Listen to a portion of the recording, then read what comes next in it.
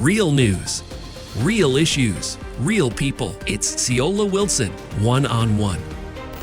So to just pick up where we left off, and just before we go, let me say this is part one. We've extended an invitation to the authorities, including the powers that be, about this whole gray space, about the lack of a vulnerable persons protocol, with the exception of seniors. You can find a list of protocols for senior citizens and care given elder care places. But there's nothing in stone for anybody who wants to open up a charity. So having said that, my last question, you gonna give these people back that money for that child's drone? Because you should. Well, thank you, Ceola, for bringing that to my attention. I did not know until you mentioned it that there was an issue with the drone. I am more than happy to meet with the family to discuss the drone and how we can replace the drone. And moving forward, what can you say to these parents who have a problem with your program in their backyard? Yes. I want to thank the entire Birds Island community for your patience and understanding as we provide services for the community. I want to apologize to the family and the brave young man who has stood up bravely again for his rights, and I really appreciate the opportunity that Home now has to strengthen the program that we provide and incorporate ongoing community collaboration. So having seen all that anger and emotion at that meeting, moving forward, you say? I say that you can expect greater collaboration. I would encourage persons to call us directly, and we will work together to ensure that we create a safe environment for everybody. So if somebody wants to reach you, how do they do that? Get your pants, people. Go real slow. My email address is denise@home.bam. You can also call our office line at 599-9933. At the end of the day, your well-to-do father didn't set this up in his yard. So what's he saying now? The solutions to address homelessness in Bermuda are going to look like me. They're going to be single mothers with young black sons. They are going to be white expats working in our community. They're going to be grassroots football clubs. They are going to be single black men who are committed to bringing about change. Everybody in Bermuda plays a role in ending homelessness. And my board is committed to supporting these community initiatives so that we can end homelessness and bring everyone in within the next 10 years. But in all fairness, your well-to-do board don't have this in their backyard. But what they're ensuring is that this is not in anybody's backyard. My board is committed to bringing everybody in. So in hindsight, you regret the lack of public consultation and you'll do better moving forward? In hindsight, I absolutely agree that we need to strengthen communication and collaboration with the community, and I am committed to doing just that. So if Reco tells you you have to leave come the end of May, what you gonna do?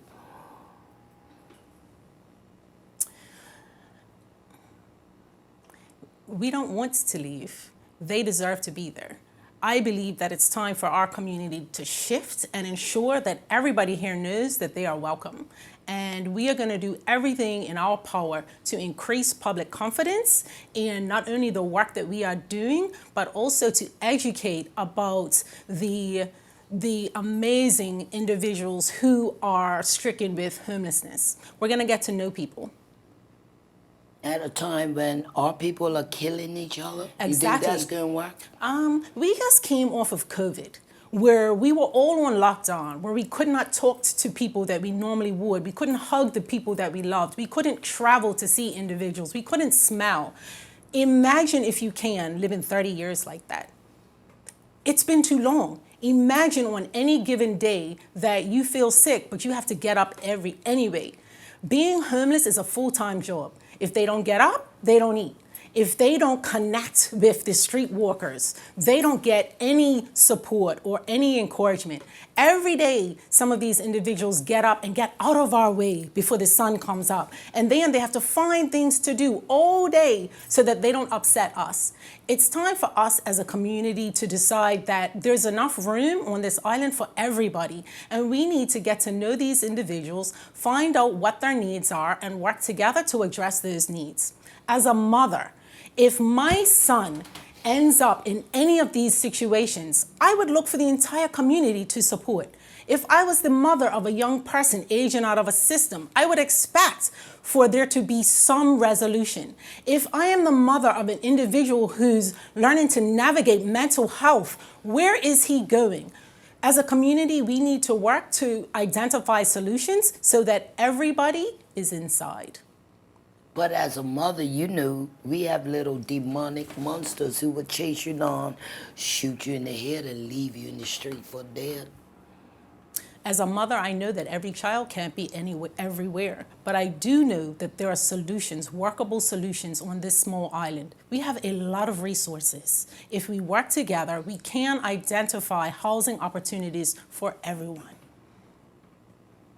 Mr. Diaz, Yes, in ma'am. closing, you say, after all of this? Yeah, as I said to you before, I mean, we obviously, my purpose of this is to take all the information from the community, from whom, from yourselves, from anybody else, and I will be presenting it to the board. It's going to be a very difficult decision.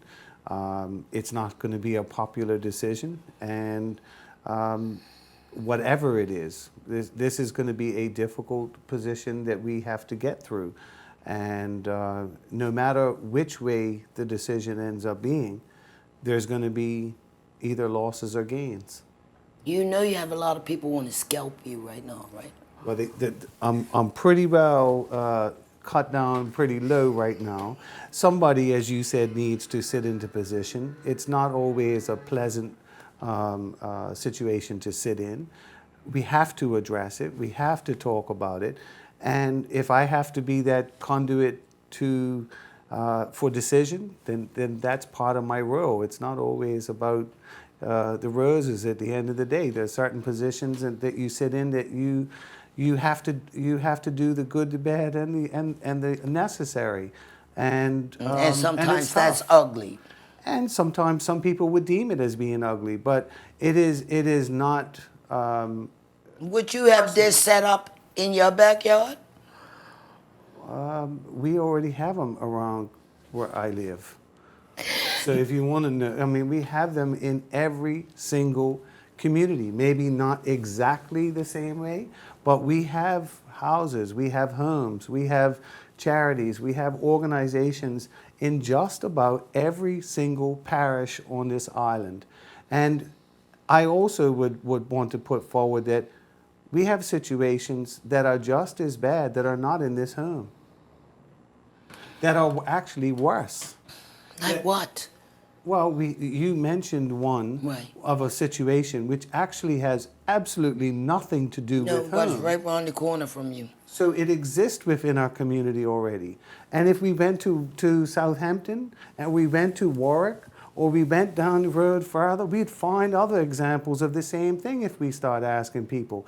And I think what Denise is trying to say is that we need everybody in Bermuda to, one, recognize that this problem exists, and we need to find solutions on how we're going to deal with it. We, as Bermudians, excuse me, have been amazing at keeping our head in the sand and not dealing with situations. Well, it's amazing to me how we're now on Minister of National Security #3, and he's still talking about this is a community problem. No, it's a black Bermuda baby demonic children problem. I don't think we want to get honest about that. I would disagree. I have found my experience with these individuals to be very normal. They have been very normal. I was expecting a heightened level of just anything, but they are very kind, they're very compassionate. They have this huge communication network. They look out for each other. I get WhatsApp messages if somebody's not back before dark, but they're usually there. I get pictures from my staff because the guys caught an octopus and everybody's taking pictures in front of it. I have individuals who volunteered to bring food there during the day, and these guys are trying to figure out how they can chef up and donate it to other charities. It's not that. We really have to take the time to get to know people before we make assumptions. Sure. And we also have to put ourselves good for that. What? But we also have to put ourselves in their shoes. If you've been living outside and you have no toilet that you can go to on any given night, how happy would you be? You're not going to be walking around town smiling and hailing people up. You're upset, you're angry. And then to be on the street for so long, there's this sense of, I got left behind. One person said to me, why don't they see me? We walk across these individuals and they deal with a lot of verbal abuse every single day. We have guys who've slept on park benches for years and they can't sleep more than 2 hours. The temperature changes, it suddenly starts raining, then they have to go to the bathroom, then they have to make sure nobody's trying to do anything to them. So they may sleep 2 hours there, 2 hours there. And then we're walking through the parks in the morning talking about go get a job. Being an adult is hard. How bad is it though? Because you hear of people sleeping in the bushes and in cars. It is but bad. It goes unchecked. I get calls every single day. There are persons in our community living in stables, living in sheds, living in cars. There are mothers and fathers who have children who are living in cars, but for fear of getting reported, they're not going to raise their hand. We have individuals who have no access to running water, no guaranteed food. COVID was not good to them. When the foot traffic stopped, the road traffic stopped, where was their food? Then there's a public holiday and the rest of us get all excited for a long weekend. They're not excited. They have nowhere to get food on a Sunday when everything is closed. When I tell you it's a full-time job, there is a lot of stress associated with being homeless. And these are the things that we take for granted. So within that, what you will see is resilience, determination. I had somebody call me the other day saying that they would like to come to the building so that they could teach budget. I was like, ma'am, if you can teach how to survive off of $10 a week, because they can teach us, they have so much to teach us that we are taken for granted. But these individuals enjoy life. They are making the best out of bare minimum.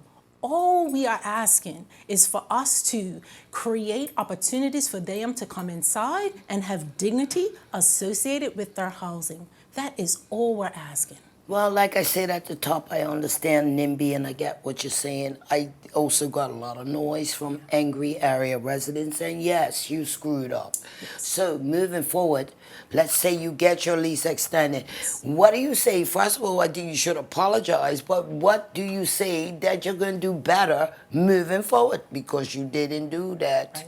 I apologize to the West End community for not communicating effectively and not being more transparent as it relates to what it is that we are doing within the West End. What we would like to do is invite individuals who are interested in learning more about what we're doing and be a part of our operations to let us know. We'd like to create some sort of a committee so that we can have oversight, not only the home board, but also members of the community, so that they can feel assured that we are doing everything in our power to ensure the safety of the community, but then to also make sure that our residents are being supported.